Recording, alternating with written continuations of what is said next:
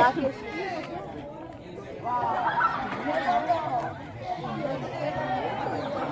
ma'am ಜಾಗ ಬಿಡ್ತೀರಾ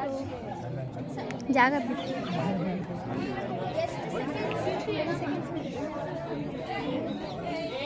ನಾನು ಎಲ್ಲಿ ಕೈ ಹಿಡಿದ್ನೋ ಅಲ್ಲಿಂದ ಸ್ಟಾರ್ಟ್ ಓಕೆನಾ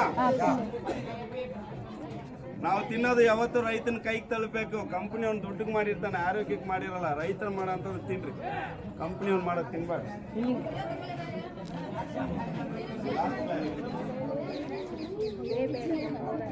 ನೋಡ್ತೀನಿ 3-4 ಸೆಕೆಂಡ್ ಟ್ರೈ ಮಾಡಿ